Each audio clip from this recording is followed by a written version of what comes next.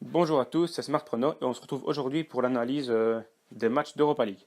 Alors, petit récap d'hier, on passe une cote à 2,50. PSV Inter, voilà, l'Inter a largement dominé, ils ont gagné, c'est assez logique, je l'avais dit dans mon analyse. Dortmund Monaco, j'avoue que j'ai un petit peu peur. Quand j'ai vu 0-0 à la mi-temps, j'ai eu quelques doutes. Au final, c'est passé, donc ça va. Pour aujourd'hui, deux combinés. Premier match du premier combiné, euh, Krasnodar-Séville. Pour moi, Séville est largement favori, mais pourquoi je mise Séville, c'est pas parce qu'ils sont favoris, c'est plutôt pour la cote. Parce qu'une équipe qui te met 17 buts en 4 matchs, tu lui mets pas une cote à 2,20. Une équipe qui commence son premier match européen par une victoire 5-1, tu lui mets pas une cote à 2,20.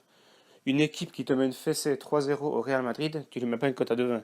Voilà, tout ça pour dire que pour moi, ils sont un petit peu sous-estimés ici.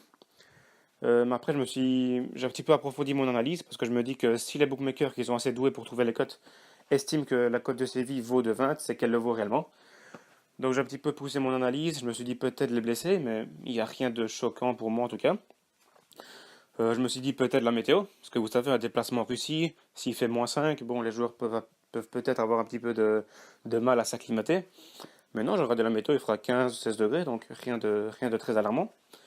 Donc je me suis dit peut-être la fatigue, mais non, pas du tout, parce que ils ont joué tous les deux 4 matchs en 2 semaines, et même Krasnodar a joué son dernier match le 30 septembre, et Séville le 29, donc limite, ben, Séville a un jour de repos en plus.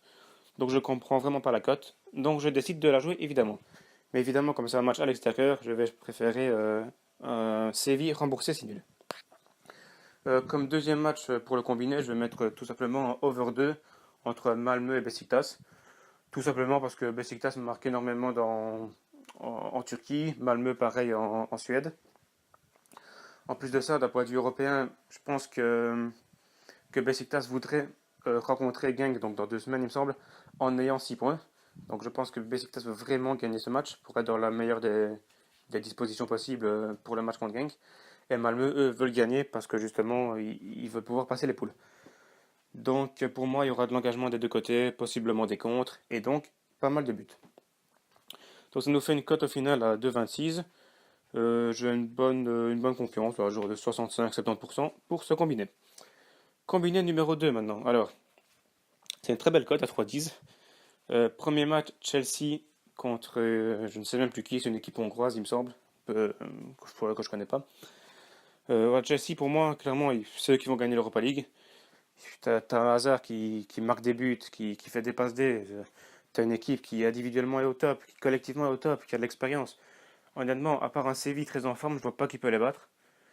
Enfin bref, tout ça pour dire qu'ils vont rouler sur cette équipe, à mon avis, à l'image du PSG, en fait, hier. Donc un but dans chaque mi-temps, ça me semble largement réalisable pour Chelsea. Je vois bien un truc genre 4-0, 5-0, sans trop de soucis. Deuxième match maintenant, ça va être le plus compliqué du combiné à mon avis. Francfort-Lazio. Encore une fois, ici, je joue pas en fonction des cotes, je joue plutôt en fonction des blessés, parce que Francfort a énormément de blessés. Enfin, surtout des blessés localisés, je vais dire. Ils ont perdu 3 défenseurs et un milieu dev. Donc voilà, ils ont une grosse perte dans le secteur défensif. En plus de ça, contre Marseille, ils ont fait un petit peu avec les moyens du bord. Ils ont mis des remplaçants d'autres remplaçants. Enfin, ils ont vraiment fait à l'arrache. Et voilà, le mec, il se prend une rouge. Donc, il y a encore un défenseur en moins. Là, ils vont aborder le match de la Lazio vraiment avec une défense très amoindrie. Et voilà, je me demande vraiment comment ils vont réussir à gérer les joueurs comme Milenkovic, pardon, Savic, Immobile, Caicedo, Correa, ce genre d'attaquants. Comment est-ce qu'ils vont les gérer? Vraiment, je sais pas, je ne vois pas du tout. Parce que avec ce genre d'équipe, donc la Lazio, une erreur défensive, ça pardonne pas. Et à mon avis, il y en aura parce que c'est une défense qui a aucun automatisme, des joueurs qui n'ont pas d'expérience au niveau européen, qui n'ont pas d'expérience tout court.